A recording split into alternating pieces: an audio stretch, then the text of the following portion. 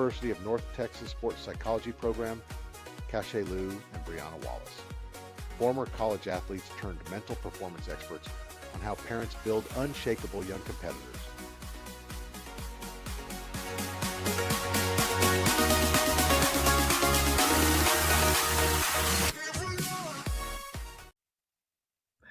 Hi, today on the show, we are incredibly lucky to have two experts in the sports psychology field. Cachet Lue is a doctoral candidate, and Briana Wallace is a doctoral student at the University of North Texas in the sports psychology department. So excited to have these two women on the show. They're going to share a wealth of knowledge on what the kids are going through, where they're going through their matches or going through their games, and hopefully I'm sure they'll provide a little bit of advice to the parents on how to help grow the mental strength of these kids. Ladies, welcome. Thank you. Thank you for having us. So, Briana, in our background research, you were 12, 13. Did somebody just tell you how good you were and, what you're supposed to be? And like, how did you get here? What was your love of the sport? I think I just loved playing sports in general. I, from a very young age, age of 2, was in ballet for 5 years, and then started softball when I was 7 years old and loved that and just continued playing. And one day I think someone told me you could go to college for this. And I was like, okay, let's try it. And yeah, then the rest is kind of history. Oh, wow. And Cachet, I mean, you're done with your doctoral work. I mean, that in its own right, it's just hugely impressive. You were on the same path, as my understanding. What was it that even brought you out of Canada to Texas to study sports psychology and help these athletes?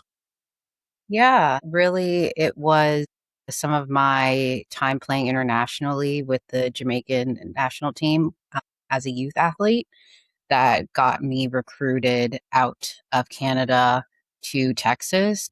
And really, once I got to Texas, my freshman year, I had a season-ending injury, saw a sports psychologist, and was kind of inspired from there to get into this work.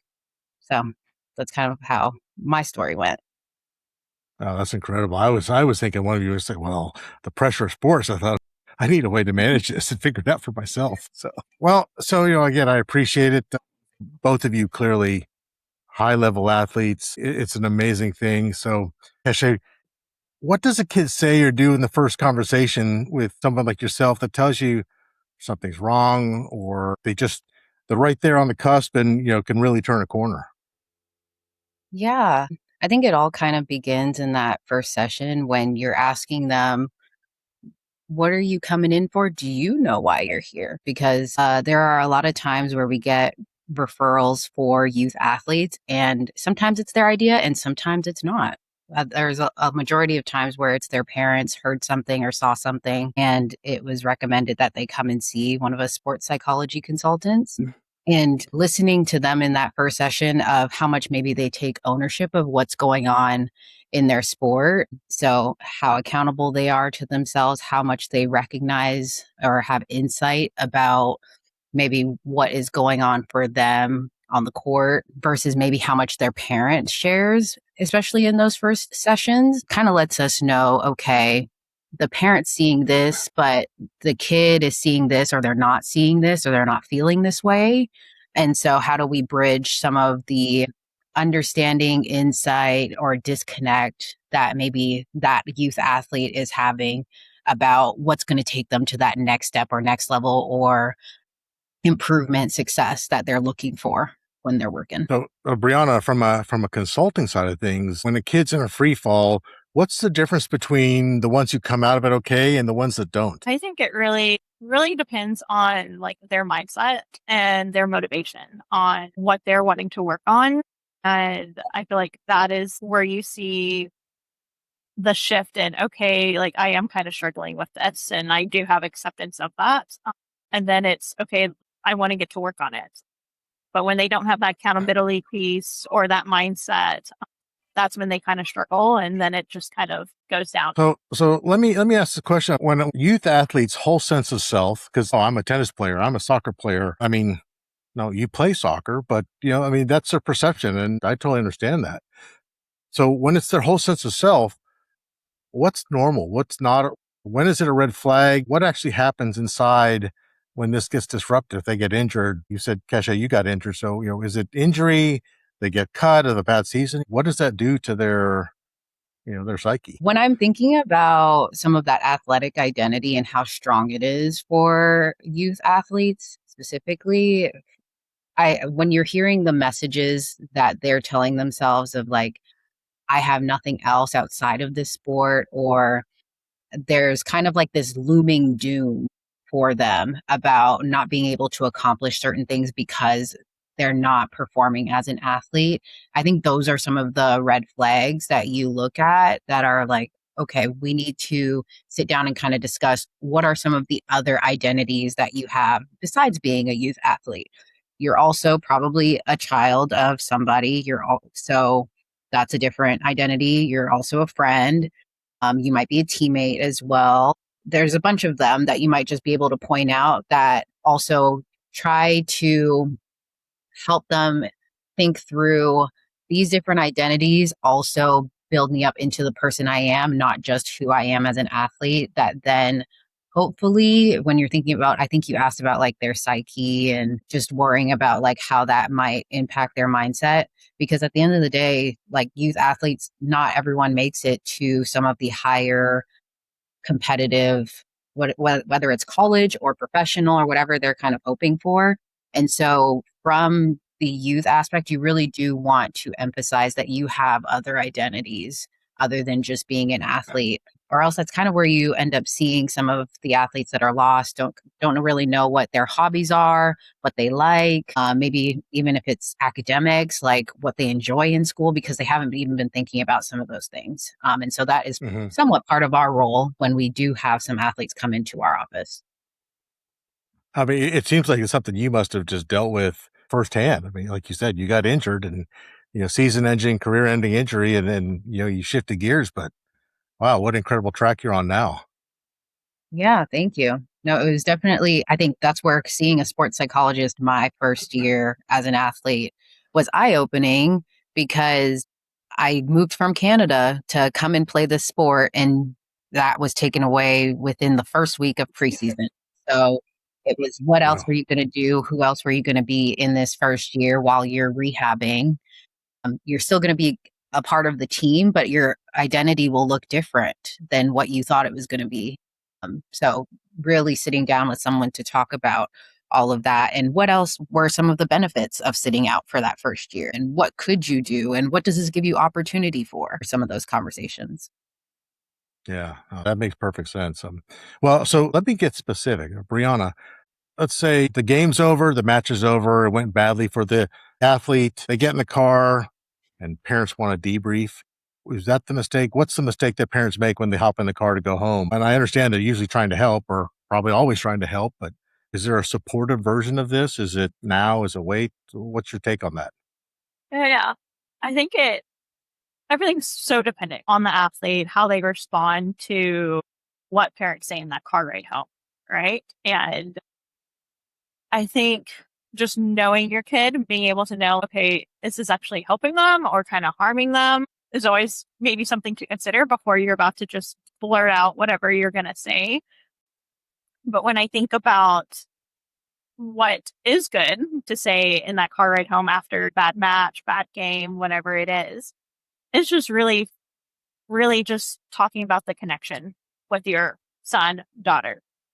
Just saying, I enjoyed watching you compete, or I enjoyed being able to be here with you, instead of just harming down and saying so many negative things, because that's where their Mhm. sense of worth kind of gets tied into their performance, depending on how the parents respond. And if that becomes the norm of every car ride is a bad game and parents are just going hard, talking about every negative thing, that's then gonna influence their mind, their internal thoughts, and like their sense of worth.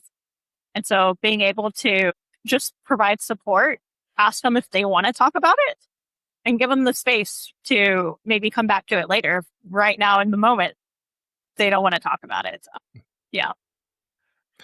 Yeah, I hear parents all the time saying, "Look, I just want to talk with them, see if I can help." And I think your insight here is spot on, because just let these kids process what happened, whether they won or lost. If they won, let them bask in the moment without trying to get into it. I mean, that's what I hear parents say. And both of you, like, what is that? Do you agree with that? Is it? Do you think they're off a bit?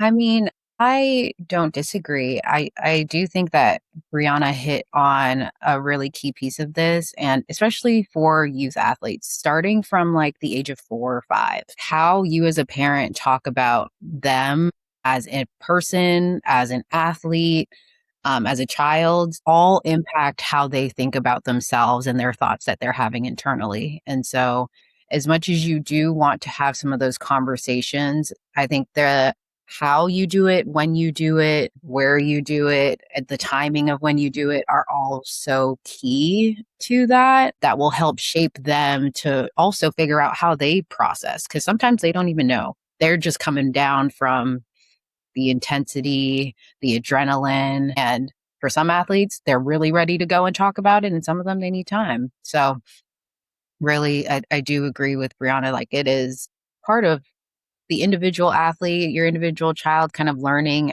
who they are as an athlete and as a person to kind of support them in the best way. No. Yeah, that makes sense. I really, yeah, it's just, I mean, these kids, the ones that lost are walking off these tennis courts and hanging their head low. And I think sometimes these parents don't know what to say to them. And I feel equally as bad for the parents sometimes when I see this. So, well, shifting gears a little bit, Cachet, you were a coach and soccer referee. Is that right? Yeah, in my youth days, actually. Yeah. Yeah. So, you're standing where the parents can't see themselves as an official on the pitch. What would you tell the parents on the sideline that you wish they could see on the video afterward? What would you want them to see from the official's perspective, looking up to the sideline of these parents? Hmm. That's a great question. I think one of the things that I would want parents to see is that your kid is okay out here. As much as, like, especially when it comes to, at least I refereed soccer specifically. And so the intensity of like when you call a foul for parents, depending on if it's the attacking or opposing team that was getting the foul, the children are okay out here. You can relax, you can be an observer, and it's okay for there to be mistakes that happen from the referee or from the children because those happen all the time. It's sport. Yeah, just treating an official as a human because things happen really fast. I would imagine that you, Joel, have had those experiences as well on the tennis court. Things happen very fast. The ball moves very fast. And we don't have, at least in soccer, they call it the VAR, the video assisted referee that you Mhm. have live in some games. We don't have that when we're out there coaching in the youth sports. I don't know if they've upgraded these days, but uh, yeah, I think that giving some grace to the officials as well and to the athletes that are competing out there because things move fast and sometimes you just need to move on to trying your best in the next whatever play it is, the next round, whatever the case is. So, Brianna, your research is around team cohesion, right?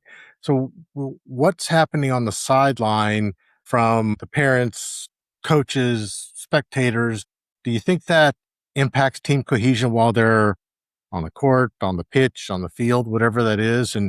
And do you think it's something that kids tune out well more than maybe how the parents are interpreting the noise they hear from the sideline? Yeah, that's a great question. I think when teams are really cohesive and they're just clicking, what's happening kind of psychologically is not just a shared goal or just talent, performance alignment. There's a sense of meaning and safety and identity, and the team becomes a kind of emotional system, not just a performance unit. And so families kind of sit on the edge of that system and they can either reinforce it or quietly disrupt it. And so on the positive side, families can strengthen cohesion by providing emotional stability that can travel back with the athlete whenever they go back to that team environment. And so when an athlete feels supported in a way that's just unconditional, whether where their worth isn't tied to minutes, stats, or outcomes, they'll tend to show up more regulated, more present, and more available to their teammates. And so then that kind of shows up inside the team as consistency, trust, and just emotional steadiness, which I feel like are the foundations of cohesion. But when Gotcha. on the other side, when family messaging is heavily outcome driven, stat driven, it often follows that athlete into the locker room, into those team environments. And so athletes will start to internalize that performance equals value and that pressure doesn't stay at home. It shows up in how they interact with their teammates. That's where you'll get that comparison. They'll start more self-protection, less maybe risk-taking out on the field or court, and sometimes just maybe less willingness to be honest when they're struggling or even just connect with their teammates. And so families aren't just really outside influences. I feel like they are part of the regulation system within a team. And I feel like the strongest team environments I've seen are often the ones where there is alignment between the coaches, the athletes, and the families around just the core idea that performance is something, we can engage with, learn from, and grow from. And it helps just with that team cohesion and that belonging. Well, so for individual sports like tennis, for example, the team kind of seems like it's the player, the parents, maybe the siblings, right? The teams could be the fans, maybe the coaches there. Are boys and girls different in the individual sports where you may hear a dad saying, what's going on? You okay? You good? The boy, you just like, I'm good. Don't need to talk. I'm fine. And are they internalizing? What's been your experience and how those individual players deal with this, or even at the college level stuff now that you're dealing with for the collegiate athletes? Yeah, I think I think tennis is so interesting because it's so individualized. And especially in my role, whenever they are in a collegiate space, it's still individualized, but it's also, there's a team. So there's a team aspect. And whenever athletes are playing collegiate tennis, that first year is really helping them learn what's it like to be on a team and work with others to where you're not so focused on your stats, your outcomes, and everything like that. And then to your question on boys versus girls, I think they both experience similar struggles, but I think research has shown that boys, male athletes tend to seek help less compared to women, just because that's a societal norm. And it's easier to look at women seeking help like, oh yeah, like they'll need that. But when you look at the other side, guys are told just rub some dirt on it, get back out there, push through. Yeah, does that answer your question? Yeah, I did. That's great. Thank you. So, Cachet, when you see that student athlete shut down on your team, is there anything that you would advise a coach or a parent to do that would open the door rather than slamming it shut to kind of encourage the communication? Yeah, I think it's interesting because I'm also in the middle of studying for a certification right now, and we're talking about decision making, help seeking, how to change behavior in some of the studying. And what comes to mind is trying to understand what stage they're in of the acceptance of where if they need help and if they're going to seek that help. And if you have, as the coach or the parent, have maybe a little bit of insight on if they're ready to seek help, if they have any intention, if they're just contemplating it, all of those will be helpful to know how much you should step in as the coach, parent, consultant. And so I'm trying to think of an example of if I've had one time where I have an athlete who a coach has recommended, hey, we really think that they should come and talk to you. And so I'll do a check-in with the athlete, but I'll have a conversation like, hey, just wanted to see how's practice been this week? How's academics going? And that kind of gives me a feel of, for one, am I going to prioritize me, my mental health, my mental performance? Is that not even in the picture for this athlete? Or am I thinking about like, yeah, like that athlete's relaying to me, I've been really down. I've been frustrated. I feel like coach has thought this about me, or my parents have been saying this. If they give you some inkling yeah, I know there's a problem or there's a concern that I'm having, and I do kind of want to talk about it, that kind of lets me know, okay, I really appreciate you sharing how maybe you've been struggling or you've been feeling in the recent days, weeks, months, and it might be beneficial to you to do X, Y, and Z as next steps. And let's talk about that and what that might look like for you. If I get an athlete, let's say, where I don't want to close the door, but I know that they're not in a place where they're willing to accept some of the assistance from a coach or an athlete, I think just offering your open door specifically, making sure that you're not closing it either, but making sure that you are giving them the offer to, hey, I've been noticing this. I don't know if you have, but you're kind of planting the seed to say, hey, I'm here with you. I'm in it with you. I'm watching, I'm noticing, and trying to be intentional in that way with the athletes to try and make sure that they know that you're paying attention, that they care, and it's not just about their performance and what happens on the court or in their sport specifically, but that you are there to also care for them as a person in all their aspects to try and keep that door open. So the next question is for both of you, right? And it's along the same line, but this is kind of I'll call it a coin toss moment, coin flip moment. There's, as Brianna said, it's just rub some dirt on it and push through, or back off. And is this a mental health moment? Is this give them a pause moment? What are the signals that parents can look for on either side of this equation? Kesha, you want to take that first? Yeah. So are you asking about signs for when it's a mental performance block or like a mental health moment the athlete, like where you need to step in maybe as a parent? How does a parent know if it's that, let me give them a minute, let me step back, let them process versus, oh, I got to step in and say something? Are there signs that parents could look for in those type situations?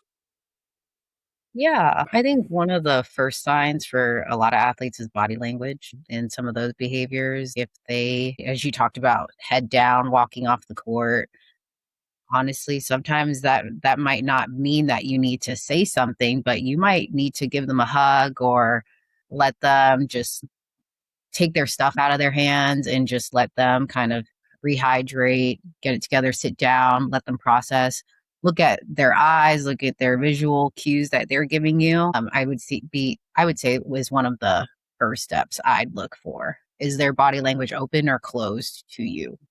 Is their back to you, facing you? Um, yeah. And sometimes I think that's kind of where you start. I don't know, Bree. Yeah, I Brianna, you think, have anything to add there?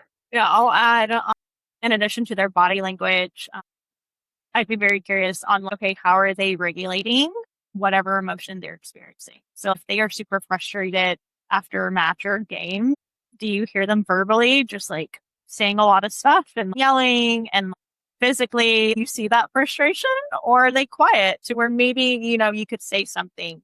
And I think I would also want to add is parents are always asking like, hey, I don't know what to say. And I'm like, have you thought about maybe just asking your kid what would be helpful in those moments? Because sometimes they will give you insight and sometimes they're like, I don't know, but I know maybe when you respond this way, it doesn't make me feel better. And so I think, yeah, body language, are they able to kind of regulate how they're feeling, are all signs. And just after some time, ask them, hey, what would have been helpful in this situation? What would you have wanted me to say? And I think parents can get a lot of insights from that. So let me shift gears a little bit. Rather than looking at reacting to a crisis, um, you know, what's something that a parent can do to maybe build that resilience or help strengthen that resilience in the child, rather than, well, I should say, just really strengthen that resilience for when that tough moment comes? I think for me, what comes to mind is that parent's first response. What are they saying, communicating within that first sentence? Because that will kind of dictate maybe how that child responds or what that child is going to internally experience. And then adding on to that, I would say, can the parent help prep the son, daughter, as in just being really curious and really emphasizing, like, hey, how can you maybe learn and grow from this situation rather than, oh, you did this wrong, you need to improve in this area. And so I think just having the parent be open and curious, I think could help. Cachet, can you add to that? Yeah, I don't know. For some reason, I was picturing like parents' reactions, their bodily reactions as well when they're watching. So I'm picturing that parent outside the fence that is like clamoring to the fence, or they turn around because they're in their own disbelief. And I think it helps as a parent to also check in with yourself about how you're regulating your emotions, because that ultimately is going to affect how your child is handling maybe crisis on the court as well, how you're reacting as their coach or their parent or whoever it is that is watching them. That will help with their ability to manage themselves on the court and be introspective, or maybe be more resilient when they're trying to go through some of the hard. So I think as a parent, doing some of that emotional regulation as well. Yeah, I mean, gosh, as a parent, it's interesting because I'm sure you saw this as an official. Kids will say, "Should I do this or should I do that?" And the parents would tell them, "I've seen this for sure." The parents would tell them, they kind of roll their eyes, or "Yeah, yeah, yeah." But then, as the official, you tell them, and it could be the exact same thing. And I can imagine that parents struggle a little bit with that when somebody that's outside of the family, basically says the same thing, and the child takes it completely different. What are both your takes on that type of situation? Brianna. Yeah. Can you clarify what you're asking? So when we'll say tennis, right? When maybe the parent says, "Oh, you've got to, I don't know, shorten your your backstroke, right? Or lift more on your forehand." And the kids kind of like, "Yeah, okay, okay," right? But they're not really listening because it's mom and dad saying it. But when it comes from the official or it comes from somebody else, which is the exact same thing they're saying, all of a sudden it's the gold. How can parents kind of work through that type situation? Because I think parents do have good advice quite often. It's just sometimes the kids don't want to listen to because it's mom and dad. Yeah, yeah. That's a good question. I feel like I see it all the time, whether or not that's just parents and the child or the athlete and the coach. Coach is saying this, but then your teammate says this. And they really value that and take that in. I feel like it's tough when parent is kind of experiencing that. And I feel like if a parent is experiencing that, then it's just trying to just connect them with the people to kind of get that child the help him or she needs, and kind of the parent taking their own emotions aside and being like, okay, the child may have just like thrown me off, but maybe I can go tell so and so to, like, oh, do you mind like just sharing this with the athlete and see if they're able to get the message that way. And then hopefully over time they can maybe have that conversation between the parent and child and be like, yeah, that's kind of what I was saying. Did you understand that? Was there disconnect? But I think just making sure the child is getting the best help, even if it's not Mhm. coming straightly from the parent. Cachet, what's your thoughts on this? Yeah, I had a couple of thoughts. For one, it is a good signal and representation of what the relationship is like when you see that happening. And so if a kid is saying, yeah, yeah, yeah, I got it, there is a part of the relationship where they hear you a lot, or maybe they feel like they're overcoached by this individual, whether it's a parent or a coach, because we see it a lot in college as well.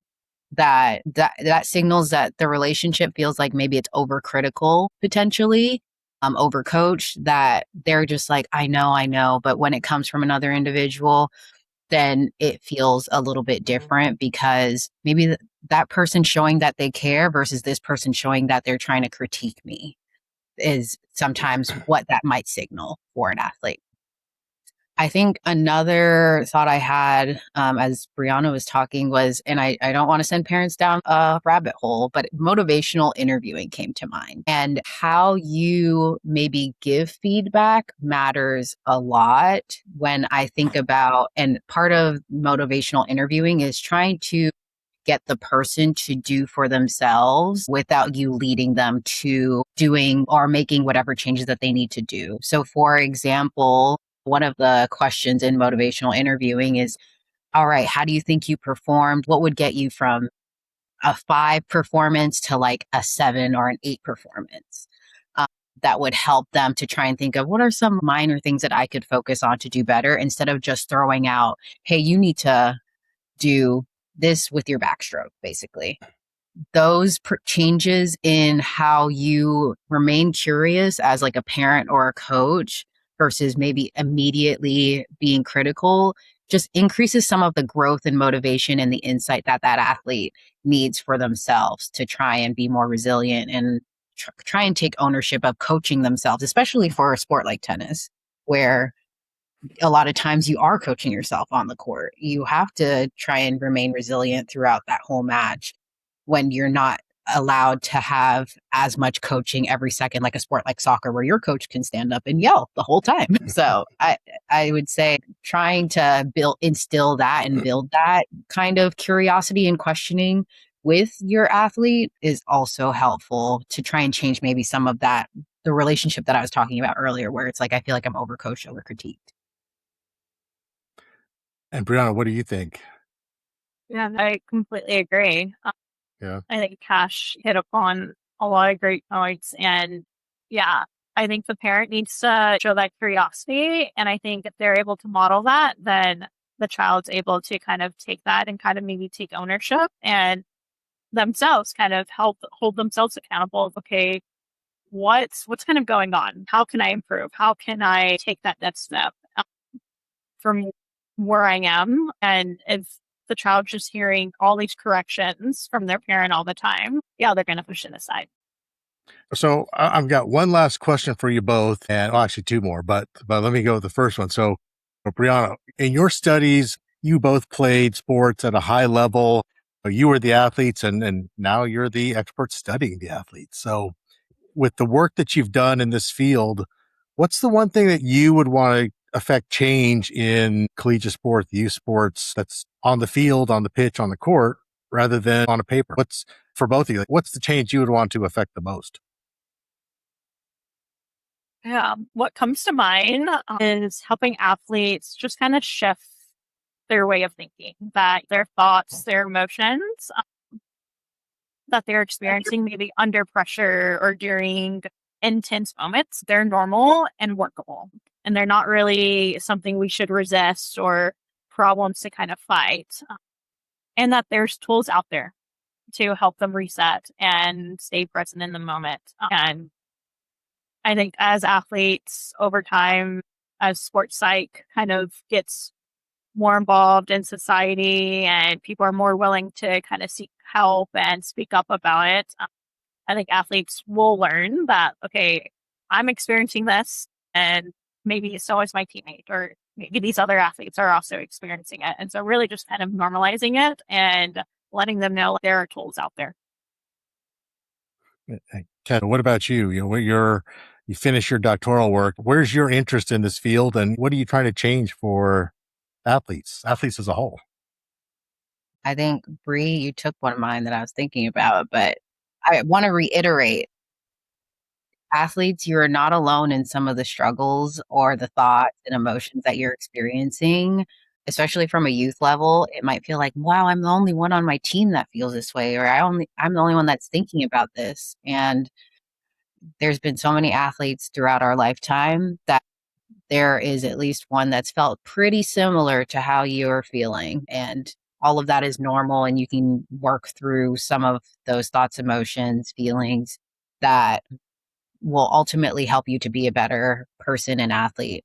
I think also, as I think about some of my next phases of work, I really do want to continue the work of having sports psychology be more accessible. As you were talking about it earlier, Joel, about sometimes parents don't even know that this exists, or there are people like us that are doing the work that we do with athletes. And I think that that's as sports continue to grow and youth athletes continue to get involved in multiple sports, I think that there is a place where sports psychology will fit very nicely alongside coaches, alongside officials, alongside parents and sport organizations that I think would really help with advocating for mental performance or mental health, because sometimes they're intertwined a lot at the youth level, but maybe we're prioritizing the athlete more than the person. And sometimes it's really both. So really trying to bridge some of that gap as well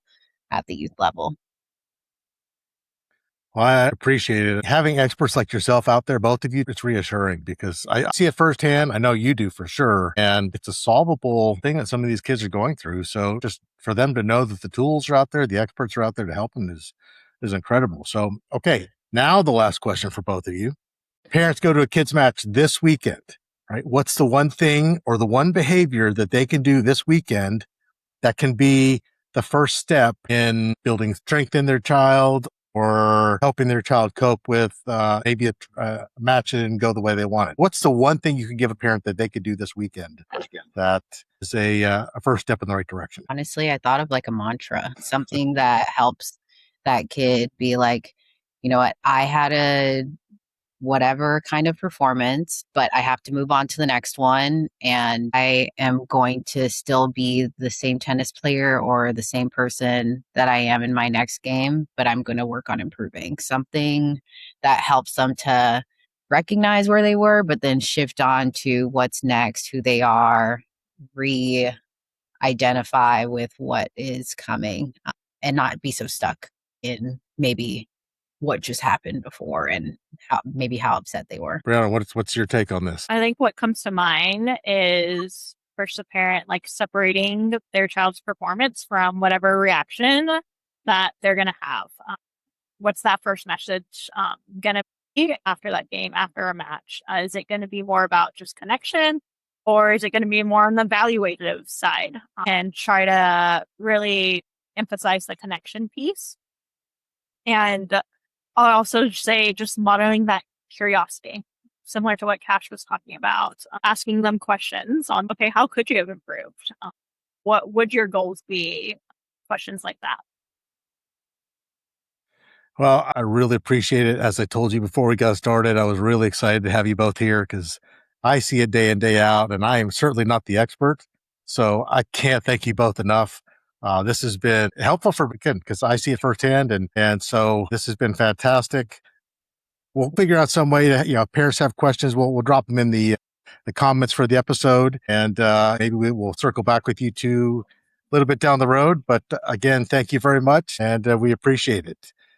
If you want to see more of this content, please hit like and subscribe, and certainly ask questions in the comments below. And we'll do our best to get you the answers that you're looking for as a parent to help drive your student or your student athlete and the success that you're looking for. Thanks, ladies. Really appreciate it. Thank you, Joel. Yes, thank you.